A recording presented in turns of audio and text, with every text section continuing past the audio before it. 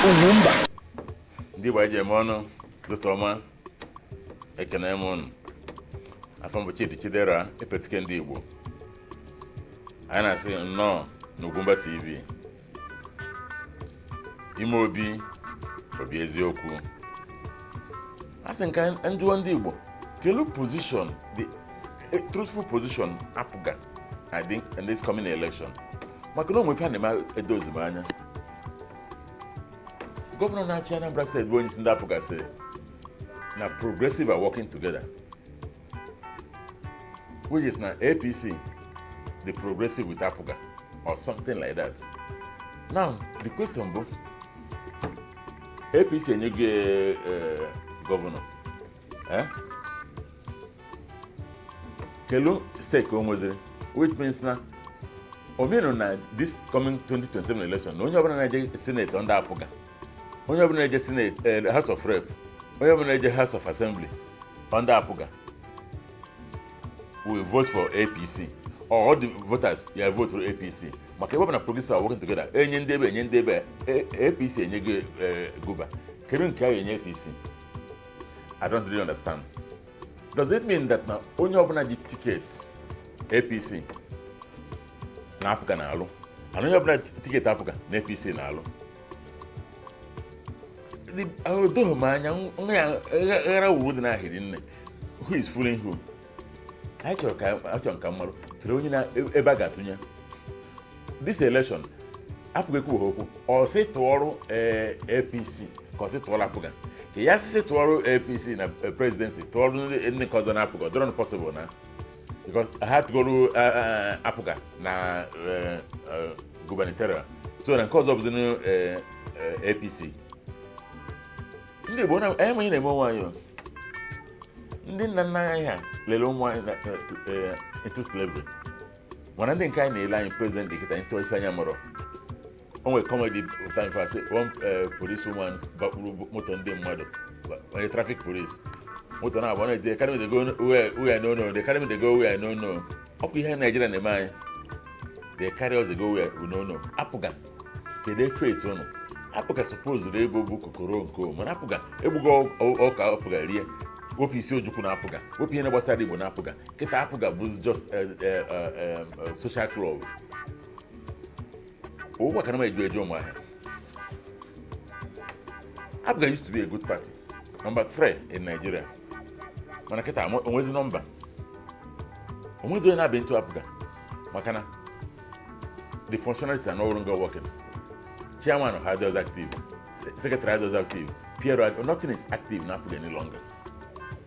All in the Apga, Sikuto Pitobi.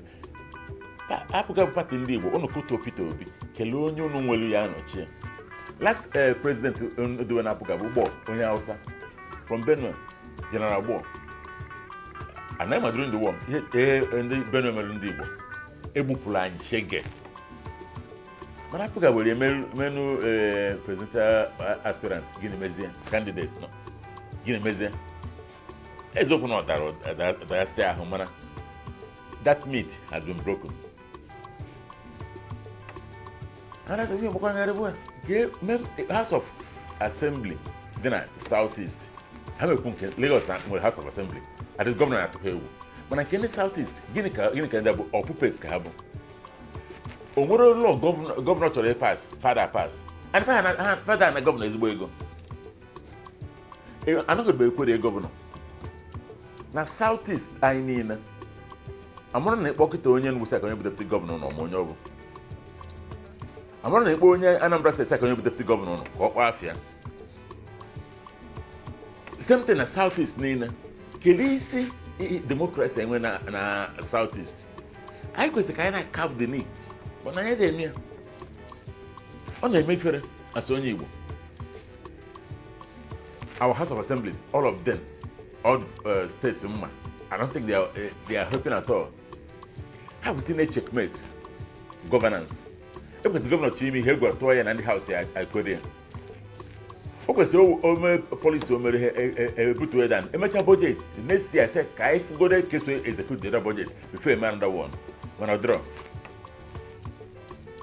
We are getting old, all of us. At least from the age in Bagome.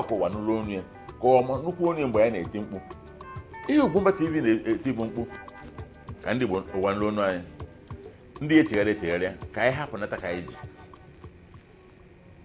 ji ịnọ na ihe ọbụla na-eme ụba aka gị ọtọ mgbe ife na-aga ọfụma eziokwu na ofu onye nwere kasị na vootu gị ama nchenji ọ ya echenji kwufu vootu gị gwa ndị gị na ha nọ sị that vote ya echenji Bible sị na powers of life and death lies with the tongue ọ because I believe na gịnị na nkwa ihe o mere ịnara ego ile your future ọgwụ na o nwere ife ọzọ ga-eme about it and once you lay your future you nwezi say that is why o ji bụ na onye rikote ọ naghị mere arụ ndị be anyị ọ political season ka anọkịta ne ka mbe petike ndị gboji eti mgbu na-agwa ọnụ na-ayọ ọnụ sonu biko no isi ndị na okpu ndị na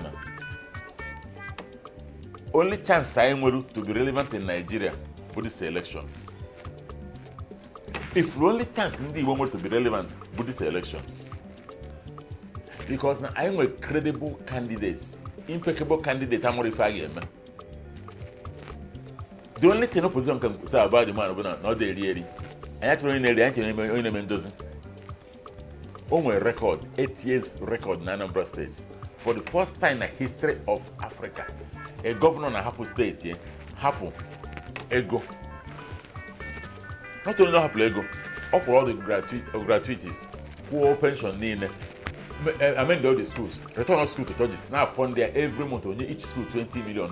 Nwanne ọdọrọ easy, mecha hapụ 80 something billion naira, hapụ 150 million na each bank, Ofuna Fidelity, Ofuna Access Bank, and Ofuna Fidelity. And each of them with another 13 billion, and 12 billion. Now going to Peter Obi, the impeccable. Ndị ọcha ya so that now, not somebody sound from center to circumference. Ka anyị kwadoro nwa amadi ahụ. And ihe ọzọ ntị ka anyị matakwa abụ that na nwanne gị bụrụ polisi ma eme na res adịsị ugwu adịrị gị. Ọkwa ifu na because nwanne gị nọ n'isi a lot of protection ka ọ bụrụ gị ka akwụsị na agbabọ ya anyị na-agba ka akwụsị na abụghị anyị na-abụ anọ asị onye Igbo ekuzina sị ka onye Hausa bịa ochie ka anyị bụrụ device ya na mgbe ọ bụ tọn anyị maka na ịnwe ha na-anwa mee ya nwanne nke ị na-eme agwụna ndị ba ike na-eme ụnụ afa nka bụ Chidi Chidera epetike ndị Igbo azịna ọ ya dịrị anyị mma.